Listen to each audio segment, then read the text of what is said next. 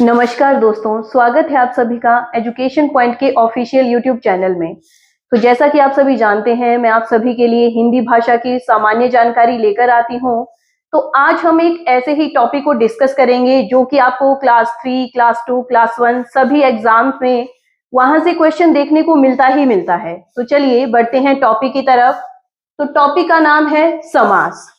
समास का शाब्दिक अर्थ है किन्हीं भी शब्दों को संक्षिप्त में लिखना। चाहे हमारे पास कोई वाक्य दिया हो, वाक्यांश दिया हो, उसको संक्षिप्त रूप में लिखना। फिर क्वेश्चन हमें जहां एग्जाम में पूछे जाते हैं, हमारे पास शब्द दिया जाता है और कहा जाता है कि दिया गया शब्द समास की किस भेद के अंतर्गत आएगा। तो बात करते हैं इसके भेदों की। इसके भेदों की जब बात की जाती है तो मुख्यतः इसके भेद 4, और अगर इसके कुल भेदों की बात की जाए तो 6 भेद आपके सामने हैं। देखिए, पहला भेद रहता है अव्ययी भाव समास, दूसरा तत्पुरुष समास, तीसरा कर्मधारय समास, चौथा द्विगु समास, पांचवा द्वंद्व समास और छठा बहुव्रीहि समास। तो जब भी हमारे पास कोई शब्द दिया जाए और हमें कहा जाए कि इस शब्द को समास की किस भेद के अंतर्गत रखा जाए, तो ध्यान दीजिएगा, जब भी बात हो अव्ययी भाव समास की, तो जहां पर भी हमें प्रथम पद प्रधान दिखे, प्रथम पद उपसर्ग दिखे या दिए गए शब्दों की पुनरावृत्ति हो, किस भेद के अंतर्गत आएंगे? अव्ययी भाव समास। जैसे शब्द है आजीवन, शब्द है आमरण, या शब्द हमारे पास दिया जाए दिनों दिन रातों रात। तो देखिए यहां पर आ दोनों ही शब्दों में कैसा है? उपसर्ग।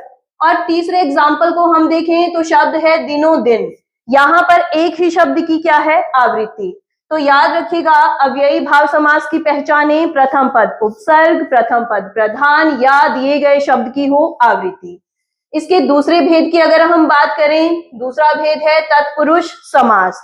तो याद रखिएगा, जिन भी शब्दों का विग्रह करने पर शब्द के बीच में आए कारक, जैसे कि शब्द है रथ यात्रा, तो इसका विग्रह करने पर बीच में क्या आ जाएगा? रथ के द्वारा यात्रा, रथ में यात्रा।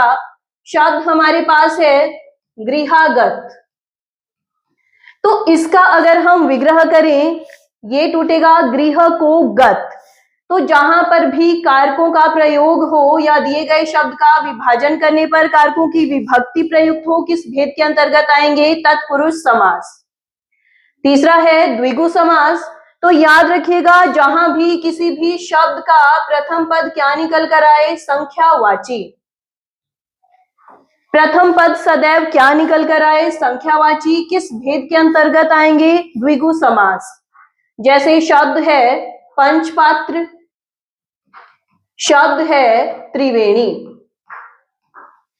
तो जब भी इन शब्दों का विग्रह किया जाए, प्रथम पद पंच, यहां पर त्रि, दोनों ही शब्द कैसे हैं? संख्यावाची। तो ध्यान रखिएगा, जहां पर प्रथम पद आए संख्यावाची, किस भेद के अंतर्गत? द्विगु समास। चौथा है द्वंद्व समास। द्वंद्व यानी युगम। तो जहां पर भी शब्द जोड़े में हो या एक दूसरे के विपरीतार्थी हो या दिए गए शब्दों के बीच योजक चिन्ह का प्रयोग किया गया हो, किस भेद के अंतर्गत आएंगे? द्वंद्व समास। जैसे अधिकांश समय शब्द पूछे जाते हैं दाल रोटी, तो इन शब्दों के बीच जो चिन्ह प्रयुक्त हुआ है, यही चिन्ह कहलाता है योजक चिन्ह। तो ध्यान रखिएगा, योजक चिन्ह आए, एक दूसरे के विपरीतार्थी हो, क्या कहलाएंगे? द्वंद्व समास। अगला है कर्मधारय। तो जहां पर भी किसी विशेषता की बात की गई हो, किस भेद के अंतर्गत आएंगे? कर्मधारय समास। जैसे शब्द है नील गगन, तो यहां पर देखिए गगन की विशेषता क्या बताई गई है कि गगन कैसा है? नील। तो याद रखिएगा, जहां पर किसी विशेषता की बात की जाए, किस भेद के अंतर्गत आएंगे? कर्मधारय। और आखिरी भेद है बहुव्रीहि समास।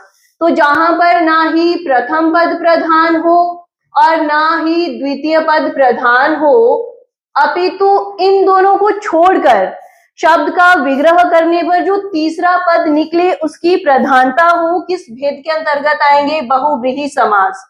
या इससे भी साधारण शब्दों में कहें कि दिए गए शब्द यदि किसी भी शब्द के पर्यायवाची शब्द निकल कर आए तो वे किस भेद के अंतर्गत आएंगे? बहुव्रीहि समास। तो जो भी विद्यार्थी YouTube चैनल के माध्यम से हमसे जुड़े हैं, मैं उन सभी से कहूंगी कि यहाँ पर मैं एक शब्द लिख रही हूं, एकाएक। मुझे कमेंट सेक्शन में बताइएगा कि ये शब्द समास के किस भेद के अंतर्गत आएगा। धन्यवाद।